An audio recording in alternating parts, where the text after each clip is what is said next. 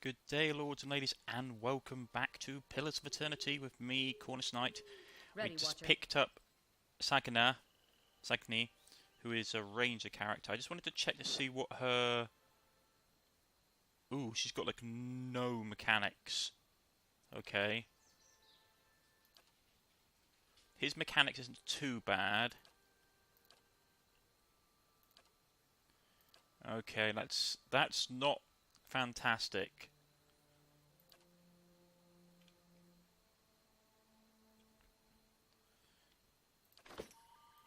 Just say the word. Right, so we'd picked her up and we were currently exploring this area. We'd beaten up some lions. And we were on the lookout for bears and tigers, oh my. We'd finished reading one of the books. It was very interesting. It was basically a tale about the uncatchable stag, which was very, very, very cool. I do recommend it if anyone who's playing this forest troll. Here we go. Pagway. Oh, okay. This is much more nasty than I anticipated. And it's tearing for some reason. Okay. Time to break out the big spells. No. That should do it. Yeah. Keep shooting at it.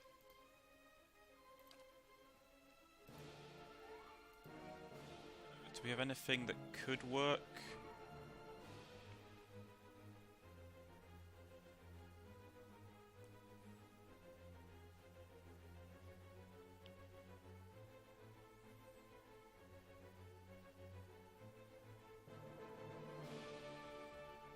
Come on, must be something.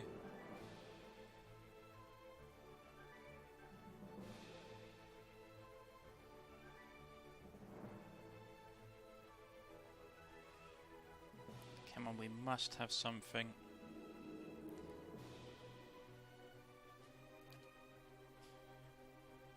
Yeah, let's go with that. Man, there's a lot of them.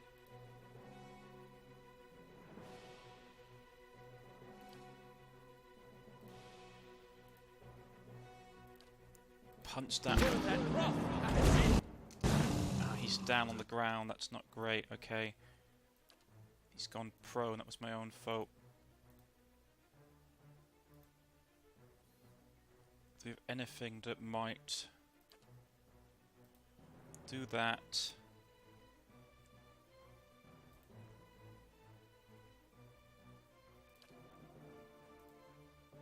Yeah.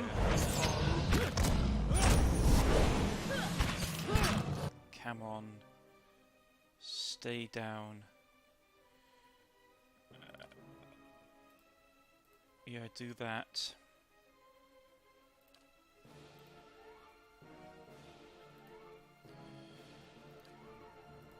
Hobble.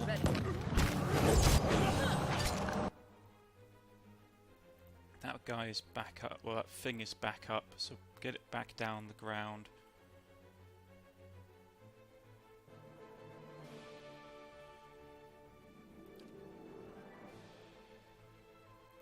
Get that one.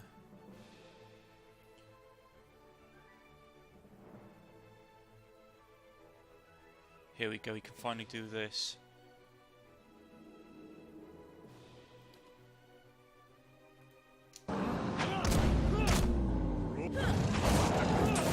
Right.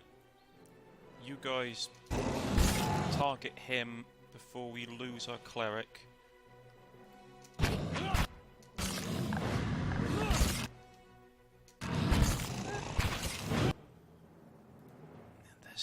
Still up, okay. And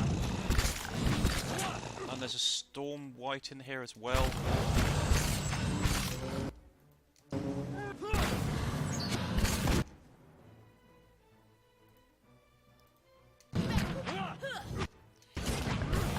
Right.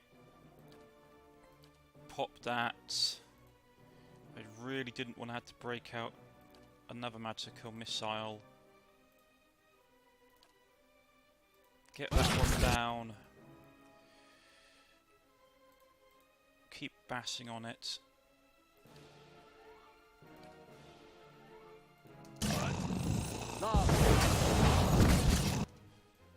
Right.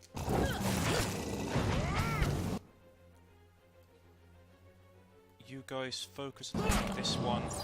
Oh, the companion's down. That's not good. Right, everyone focus on beating whatever this thing is into unconsciousness. I'm here. She takes massive penalties.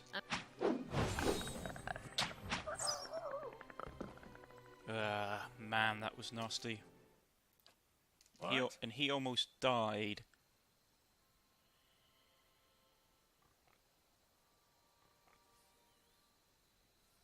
Yeah, he's in a really bad state. Ready, Watcher. Problem is, when her companion goes down, she takes penalties. So it's not fantastic. Puagra? What is that? Those things? Anyway, I haven't seen them before.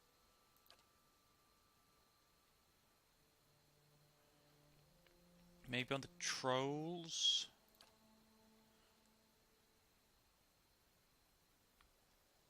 No, those are okay.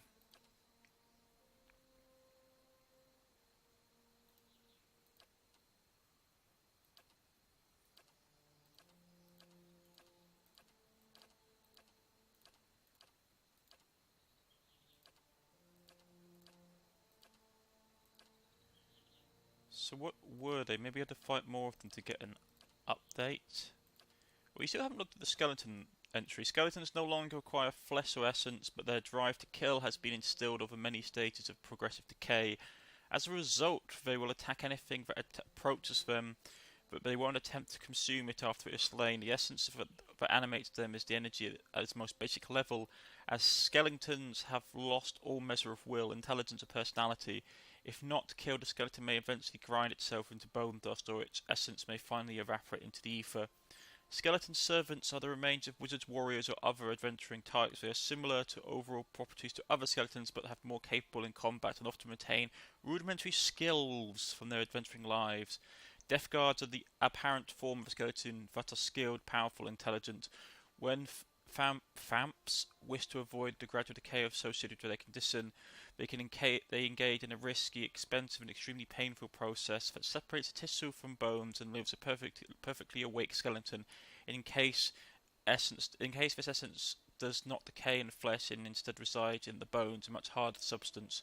Since the newly created Death Guard requires virtually nothing to survive and will not naturally decay further, it can live until it is killed. Man, that's creepy. So that was a human skeleton before. We killed 5 of them. But whatever those things were... Was it a lurker?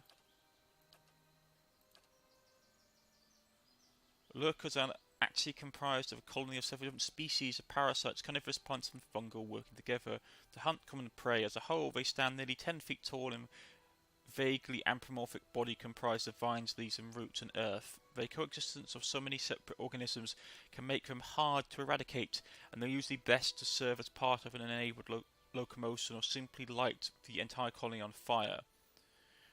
While the means by which lurkers form remains a bit of a mystery, some speculate they form when certain species of flesh-eating plants come together on a common host, such as a hollowed victim of dusk spores, and achieve locomotion once sufficiently strong. This theory is supported by the fact that many lurkers, when cut open, contain bones and other remains riddled with roots and spores. Lurkers are notorious for hiding in plain sight, often waiting motionlessly amongst the trees and underbrush to ambush their prey. They appear to hold a rudimentary intelligence and are at least sophisticated enough to store food. It's not uncommon to see several unconscious victims tangled in the lurkers' vines being saved for feeding later. Okay. Those are the ghouls. Yeah, we fought ghouls. Oh, here we go. Delagan. Here, this must be what these were. The Delagan are forest spirits of Glanfath that are bound to an ancient, often petrified tree of Adra monuments. They appear to have mostly elven shapes, but their skin is made of wood and their hair is long and plant-like. Delamgangs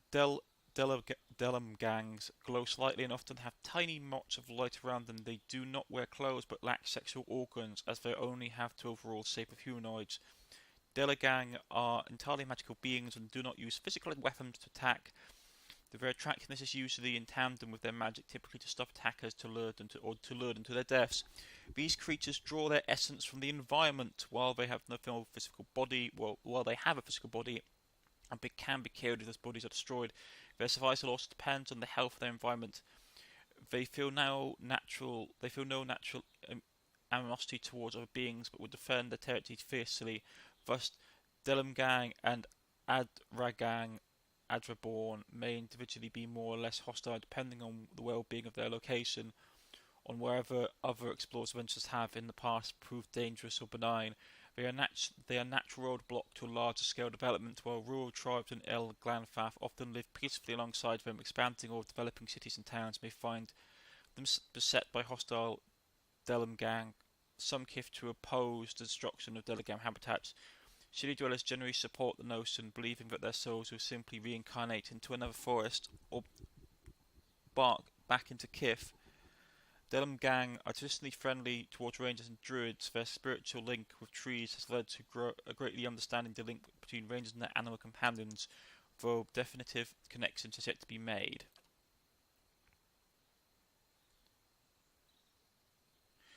A Delamwanga rotten leaf, more typically called a Pegpragra rotten, is a Delagan that has been corrupted by destruction of their home tree or Adrastone. They are ugly as Delamgang are beautiful, splendid, animated, and with cool tones to their skin. Their hair is dark, dead dark and slimy, and their features contorted. Their teeth long and sharp, like Delamgang. They are not surrounded by motes of light, and they are more than willing to attack unfortunate travellers with their long talons. Pragra decorate themselves with skulls, skins, and feathers of animals they have killed. Just as Delamgang seek to maintain the health of the forest, Pragra seek to corrupt them, making the two species mortal enemies. The rot that infects them endows their attacks with ghoulish poison, but also makes their bodies weak and brittle, leaving them vulnerable to piercing and crushing attacks. Since they no longer draw essence from healthy forests, they must survive by drawing energy and essence out of the plants, animals, and kith. This makes them natural allies with shadows, which feed by similar means and enjoy benefits of a shared hunt. They are hostile towards all life, but rangers and druids are their most common foe. Man, that's nasty. Right, I'm going to have to rest because he's going to keel over unconscious soon. Right, so he's got pretty much maxed out. Yeah. So he's got like maxed out damage reduction and stuff.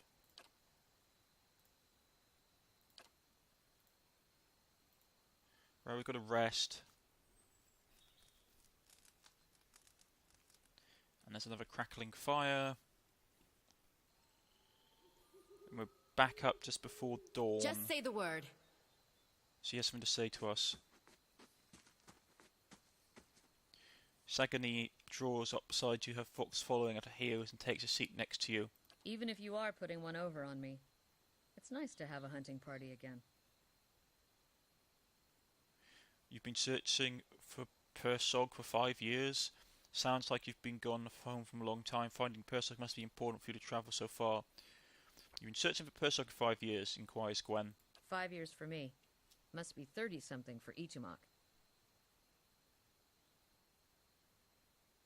That must be exhausting. It's been a long hunt. A long time away from my family. Before, I'd crossed the tundra of Nasitok following caribou herds. I didn't want to leave Kalu and our children, but I was eager to visit lands my people rarely do. But 5 years without finding him. It's like 2 hours of necking. I'm ready to be done with it.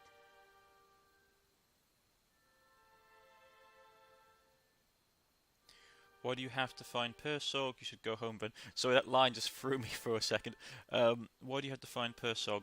Soul recovery is an old village tradition. We call it the Tarnek Elitsak.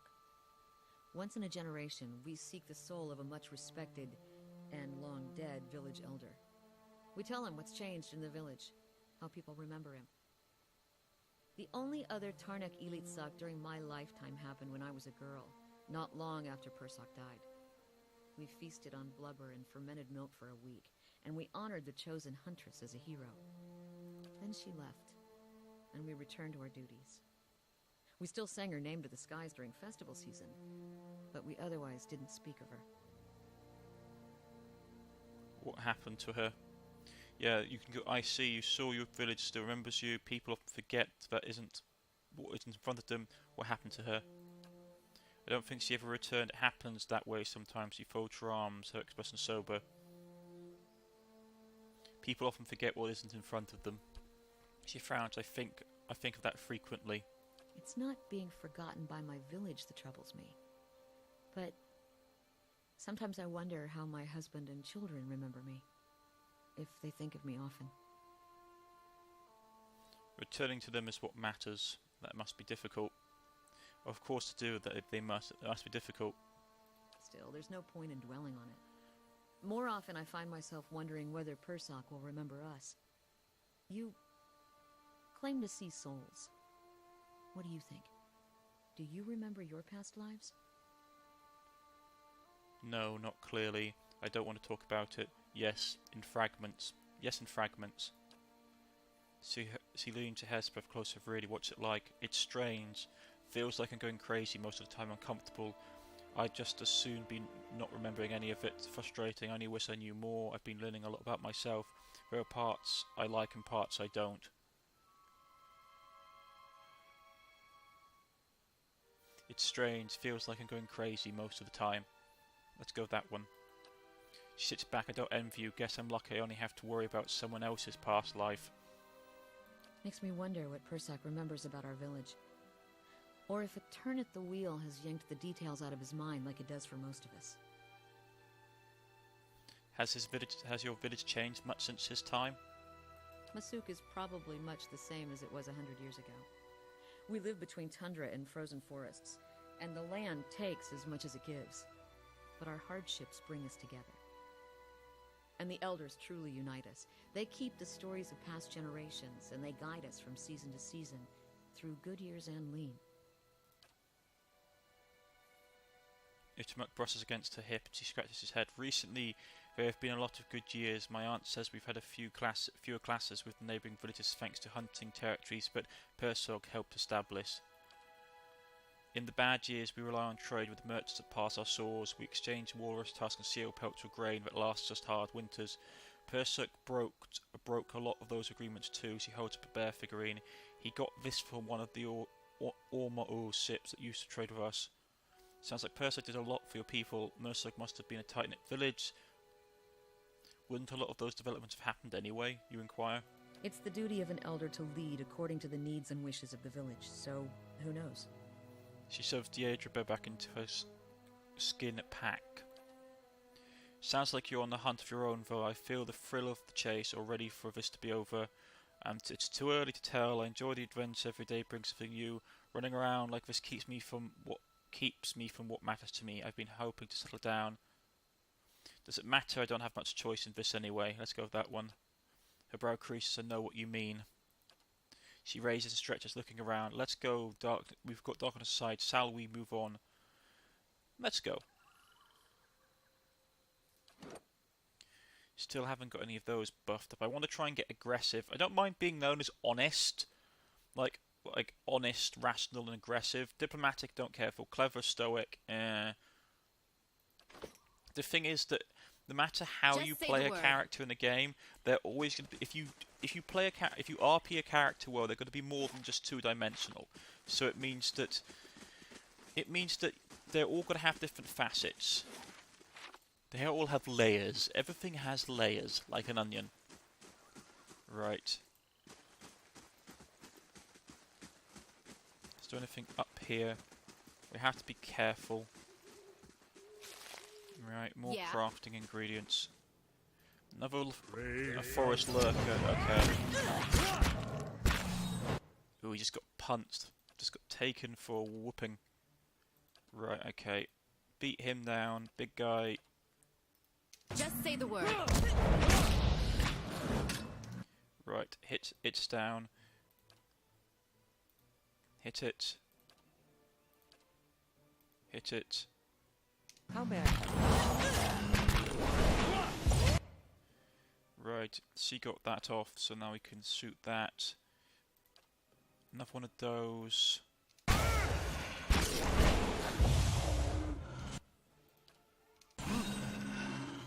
I need to get the priest some better Just say the armor. He's word. getting his head kicked in.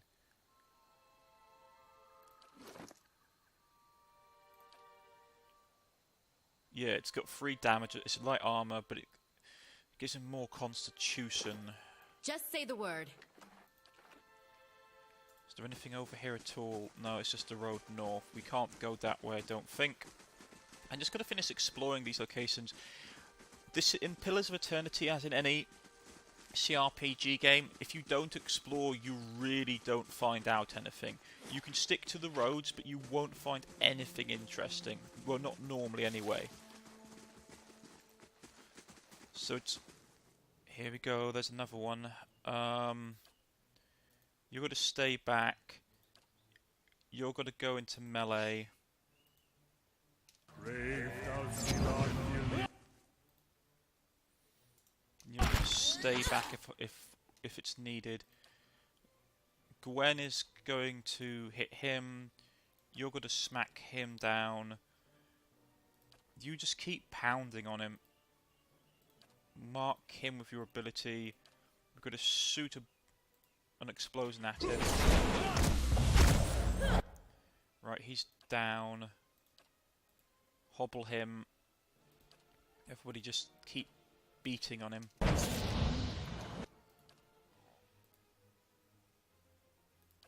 he gets back up, put him on his ass again. And we'll put another... Right, there he goes. Yeah. Right. So that's another one. Bites the dust. I'm going to switch it to that. I'm not a particular fan of that because I like having the chanter in the back of his musket. But my priest is too squidgy at the moment. My cleric. Hide armor. No, wizard's drought isn't too bad. I'd wondered what had been up here, but doesn't seem to be that much of use. We'll have a look around and we'll press on to Defiance Bay.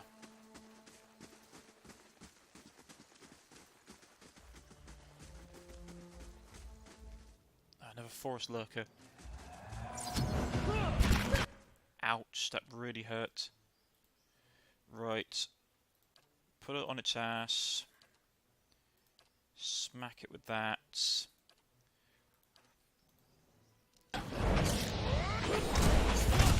Right, it's down the ground. Hit it again.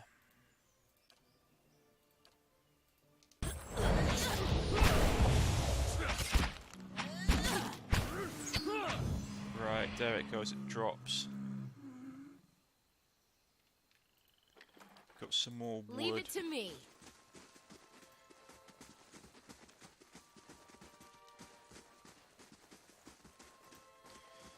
Right, that's the road north. Well, that's the road off the map. And I doubt we'll be able to push on deeper into these woods. Oh, we can. Yeah. There will be stuff here, though. I bet you bottom dollar. Yeah. Forest lurker. Here we go. Right. Hit it on the ground. Oh, sorry, wrong thing. Ooh, hit him prone. He was struck. Yeah, out.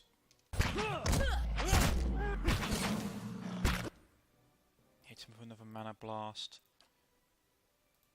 Wrath of God. There we go. Remember, we don't get experience for killing stuff in this Leave game. it to me. We only get experience for completing missions. But what I am doing is I'm doing this to try and get us crafting resources, because that's one of the ways we can really help improve our equipment.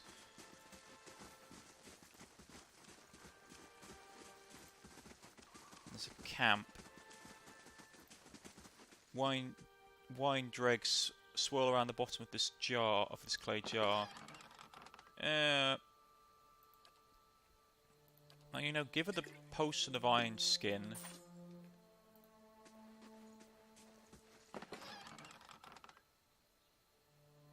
Ooh, that's some really good stuff. He can have that, and we'll. I mean, that's a good amount of cash. Oh, you missed that as well. Dang. Okay. The reason I collect these the craftable resources, is that you really need them in this game. Not all joking aside, but if you're just using like the base items, you're going to be in serious trouble. Just say the word. So, for example, if I'm not happy with, say, her crossbow, I should really try and find a way to enhance it if I can. I don't think I have enough of the stuff that I need, and we need a lot of money for that, unfortunately. I mean, we couldn't try and enhance her armor. Actually, that might be good, to be honest. Not for her, but for her. Thing for Con. I mean, we have enough, and Constitution is important for her because she can't. Right, Constitution. It's either that or Dex.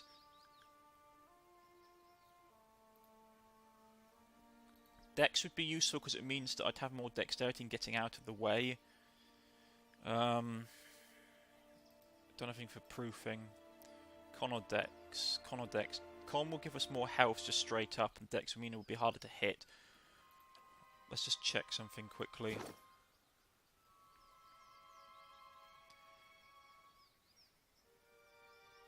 Yeah, it's reflex. That will increase our base endurance. I'll probably go with Con because she's low on the Con.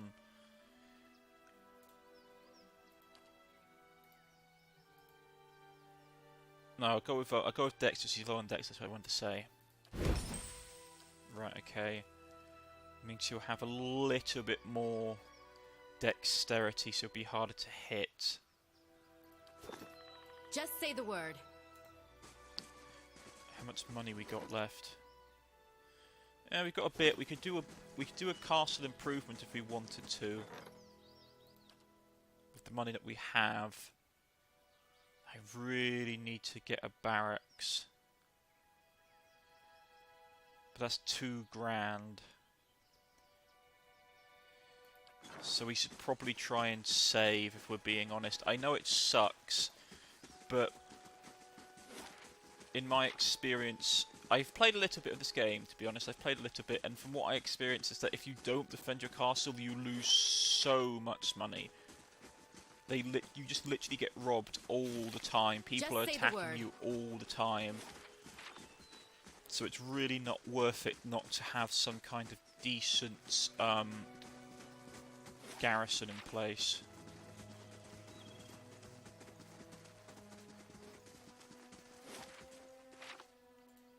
Just checking here to see if I've missed anything. I haven't. Okay.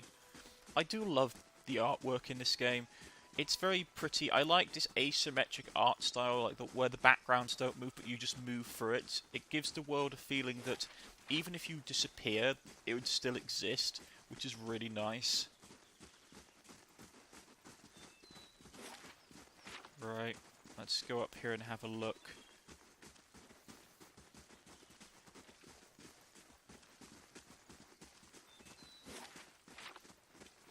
There's probably going to be other stuff, to be honest. I doubt we would have fought everything by now. Just say the word. Yeah, there's stuff hidden up here. Ah, who's this? Yeah. Jelaine Delane de Math. Delane de Math, as you near, you feel the right. Okay, so we can reach out for a soul. You see a group of hooded figures standing next to a fire. The woman, much younger and smaller, sits with them. They're discussing travel and making plans, deciding which road would get them to their destination fastest. A rustling noise catches the attention of several members of the group, and they stand watching over the fire, straining against the darkness to see. An enormous shadow makes its way into the camp, and the darkness slowly parts against the firelight to reveal who it is. Many of the members of the group stand readying weapons, others quietly invoke their gods, preparing spells for battle. The girl looks around confused. When the man sitting next to her stands, holding out his arms, he chastised the others in the group for not showing the proper hospitality to a stranger. The man walks towards the ogre, hand extended, speaking words of welcome on his tongue. The ogre stares at the man for a brief moment, then with a swift, seemingly unnatural for being something, swings the club it had been dragging behind itself. It connects with the man's head, causing a wet, crushing sound. The woman to the girl's right screams and rushes to the man's side, covering half the distance before the man has fallen to the ground. For the darkness all around the group, terrifying, blood-curdling shouts answer the screams of those in the camp as more figures approach through the darkness. Yeah, okay. Man, that's a nasty end. Yeah, camping supplies. The tucked under the flaps of this bridge was a relic of some kind of small conch shell swinging from seaweed. Just say the word. I have to ask why the hell that person tried to talk to an ogre. I mean, not being nasty, depending on what setting you're in. In some settings, ogres are fairly intelligent and are civil. In other settings, ogres are literally the worst thing you can encounter. There's a broken down house down here. A spiral nest is tucked between two angled slates.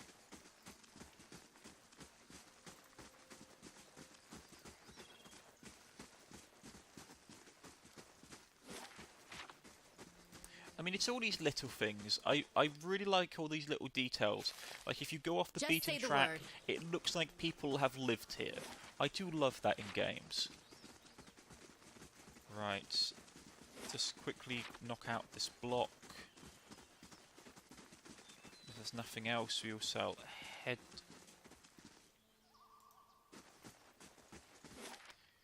We can go to Spring Falls, or we can go to, actually, we're in the wrong part of the map. This is another thing that's very good, is the fact that you have to be in the right section of the map, which is something I approve of, to travel anywhere. So we'll double time it. We control time itself. Let's get on. Right, Adwelin Bridge. Take us 4 hours.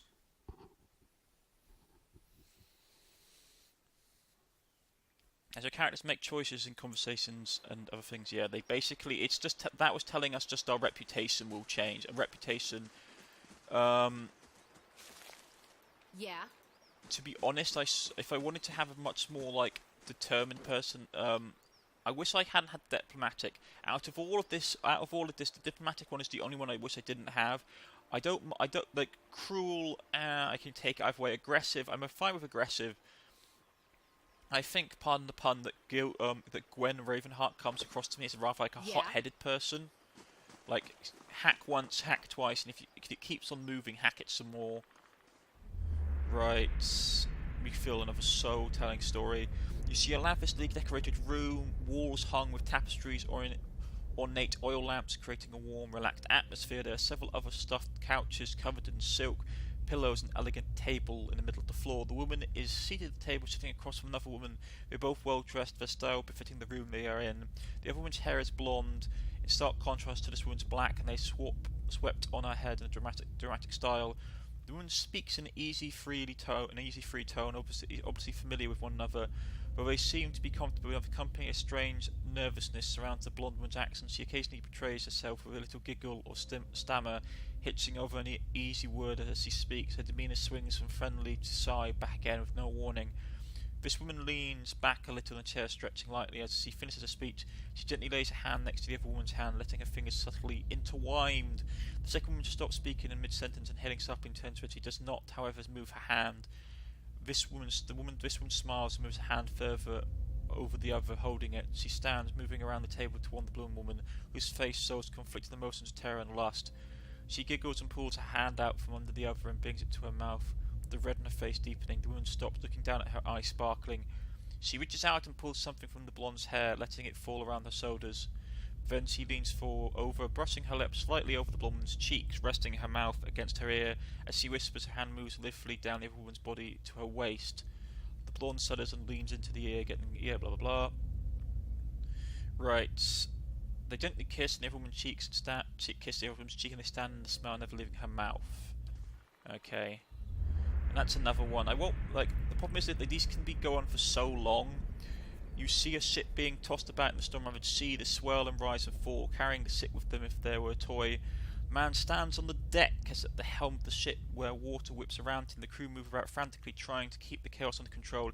He barks orders at them, pointing where to go and giving each one a task. The men, while still visibly distressed, seem to calm down when they are given up their orders. He instructs the helmsman to resume his duties at the wheel and rushes to the aid of the crewman who is struggling with a rope attached to one of the sails. The ship crests a wave, going almost vertical in one direction, then immediately again in the other direction. Several of the crew are thrown from their feet, sliding across the decking as the ship rocks. After the swell passes and the ship returns to relatively normal orientation, the man quickly scans the deck, counting silently. No one has been lost this time, thankfully. He looks in the direction of their heading, seeing no reprieve from the storm in sight. His jaw squares and his upper lip stiffens, and he returns to the helm and takes the wheel again. Okay. I mean, this is... If you need an inn for the night, the Goose and Fox is a soft bed. Have you been to the Expedition Hall yet? You might find the type of work you're looking for. Just say the word. I mean, I like these show moments, but they don't really have much purpose. The Crucible Knights have been warning everyone to stay out of the catacombs. They're not safe anymore. Just say the I mean, word. we don't learn a lot from them, to be honest. See, like this one. As you near, yeah, we've got another soul. It's not too long. You see a flurry of matted white hair, incandescent freeze fire staff before you see the man, cold and wide. He chews a wizened apple slowly, discharging spell after spell into the jumble of villagers screeching their way towards him. Cold fire vents from his nose, and apple seeds shoot from outside his mouth as he saunts forward, ignoring arrows and curses alike. A deliberate twist of his staff and a bullet of force guides through the torso of one assailant and another. A raw blood blisters his throat as he launches himself into their midst, tearing into their essence with his staff. A pleading hand reaches towards him, and he quickly falls, ignored. The silence takes hold as the tattered man gathers his prize, a basket of fresh pears. He hums as he eats. Blinking hell, that guy's nasty. And that's common. If you were a scholar, you might want to visit the halls of the revealed mysteries. Just say the word. I mean, like, we find out this guy's done something really horrible and we can't do anything about it. That's... Like, this is the thing that I find slightly disappointing. It's like, oh, this guy has literally butchered tons of people. And it's like, yep, but can he do anything about it? Welcome to Defiance Bay, but watch yourself in the city, understood, okay? We're almost at the end. I will read another book. The Book of Verse, Eophyson Prayer, Braffen Scripture. Let's just do the Book of Verse. It's not too long.